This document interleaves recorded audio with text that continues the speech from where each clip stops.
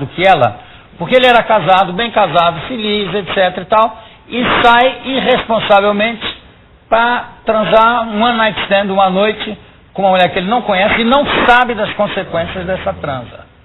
Isso não é uma pessoa que também está mal preparada psicologicamente? Não, aí você talvez esteja fazendo uma avaliação meio moral da questão. Nós não teríamos essa preocupação. Não.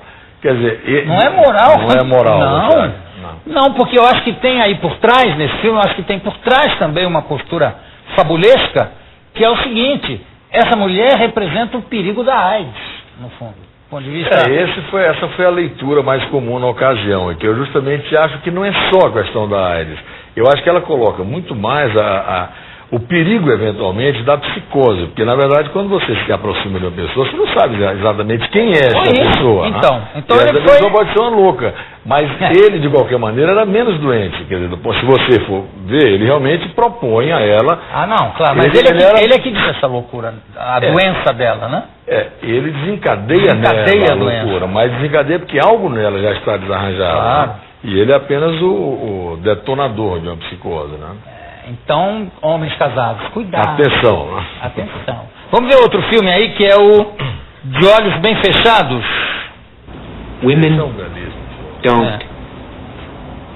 They basically just don't think like that. Millions of years of evolution. Right? Right? Men have to stick it in every place they can, but for women it is just about security and commitment and whatever the fuck else. A little oversimplified, Alice, but yes, something like that. If you men only knew. I'll tell you what I do know is you got a little stoned tonight, you've been trying to pick a fight with me, and now you're trying to make me jealous. But you're not the jealous type, are you? No, I'm not. You've never been jealous about me, have you? No, I haven't. And why haven't you ever been jealous about me? Well, I don't know, Alice. Maybe because you're my wife. Maybe because you're the mother of my child. And I know you would never be unfaithful to me. You are very, very sure of yourself, aren't you? No. I'm sure of you. Acho que tá bom, né? Senão você vai passar o filme todo. Ok.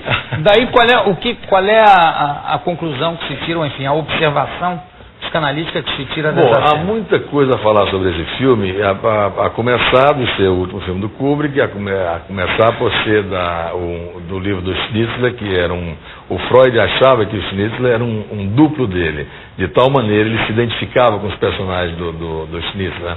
Mas esse filme, esse específico fragmento aí, eu acho que é fundamental na história, porque ele, na hora que descobre que a mulher, que ele achava que não tinha desejos sexuais, que não jamais o trairia, a mulher diz sim que tem desejos sexuais e que o trairia sim, e que houve um momento que até quase isso aconteceu. Né? A partir desse momento, eu não sei se todos viram o filme entra num outro registro. Ele começa a ter um registro completamente onírico, onde acontece uma série de situações oníricas, complicadas, onde ele encontra a sociedade secreta das pessoas que transam, as grandes pessoas importantes da sociedade. Né? Então a interpretação analítica que eu julgo interessante nisso aí, numa visão mais profunda, é que na hora que a mulher dele fala isso, ele como que não só descobre diretamente o que ela está dizendo, e ele fica muito enciumado, descobrindo a sexualidade da mulher. E isto para Schnitzler, você imagina isso há 100 anos atrás, era um grande escândalo dizer que a mulher tem tanto desejo sexual quanto o homem. Tá? Mas além disso, e do ponto de vista analítico, é como se naquele momento ele descobre que em descobrindo que a mulher tem uma sexualidade, ele também regride e descobre que a mãe dele tem uma sexualidade. Então a descoberta de uma sociedade secreta, onde os grandes homens, as grandes autoridades da sociedade tinham aquela atividade secreta que ninguém sabia, eu entendo isso como uma imagem, como uma representação do que a gente chama de cena primária. Que a cena primária é um termo técnico em psicanálise, né, teórico, que diz respeito à descoberta da criança da relação sexual entre os pais, da qual a criança está necessariamente excluída e daí gerando toda a situação de raiva, de exclusão e tudo mais. Né?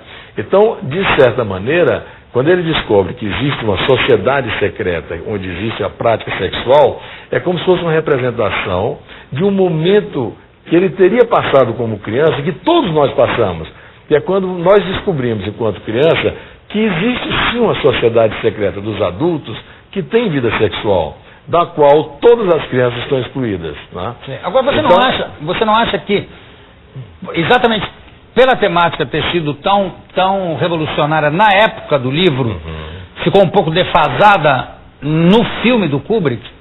Porque na hora que ela fala assim, eu também tenho desejo, eu também... Não é nenhuma revelação para as mulheres de hoje em dia, né? Não é, mas veja bem, E aquela sociedade secreta aqui entre nós.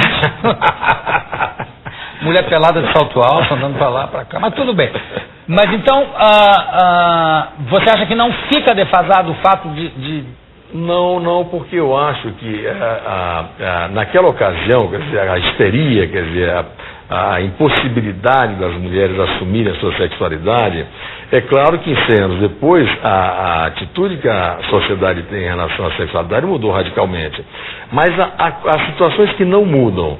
Por exemplo, uma histérica hoje da nossa sociedade, de uma grande cidade metropolitana como São Paulo, como Nova York, como Paris, ela poderá ter a vida sexual absolutamente aberta, mas ela será tão frígida quanto a sua irmã de Viena, a sua histérica de 100 anos atrás, porque o que marca a histeria é o salto para o corpo, segundo a psicanálise.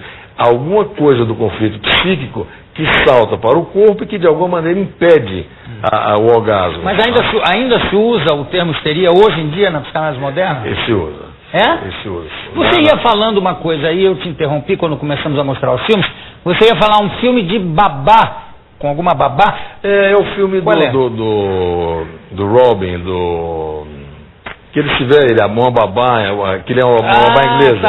Tá. Eu estou esclerosado, Robin Williams. Então, e ali é muito interessante também, porque é um filme absolutamente de apelo popular e que permite uma leitura analítica muito interessante, porque ali está em jogo a questão da função paterna e função materna. Então o que acontece ali é que o Robin Williams, que é um pai, que não sei se você lembra, a mulher está se separando, e ele na verdade é um pai que nunca assumiu a função paterna, ele nunca assumiu que ele era um pai, e como pai ele não pode ser igual aos filhos.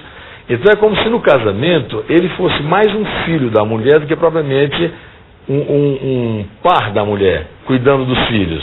Porque uma das coisas que a gente estuda e que sabe é que na terapia familiar, por exemplo, especialmente, isso fica evidente, quer dizer, é muito importante que os pais estejam num determinado patamar diferente dos filhos, que não hajam alianças entre filho e um dos pais, onde se quebre essa distância de geração e de idade, e de sexo também, né? Então ali aparece muito claramente um pai que não assume a sua função paterna, está identificado com os filhos, e a mulher que está querendo sim um companheiro, não mais um filho, não um filho a mais. Tá? E aí quando ele realmente vê que ele está perdendo esse lugar, ele não se conforma que a mulher está querendo esse novo companheiro, e ele então a única forma que ele tem de entrar na família de novo é assumindo o papel da babá. Das crianças. E a babá, por sua vez, é uma imagem do que a gente chama de mãe fálica, que é uma figura teórica muito interessante, que ali aparece muito curiosamente também. A mãe fálica. Mãe fálica. Gostei desse termo. Olha só, conversei com o Sérgio Teles, que está lançando O Psicanalista Vai ao Cinema, onde há análise de vários filmes aqui, é isso? Isso, são 29 filmes e uma peça de teatro. Qual é a peça?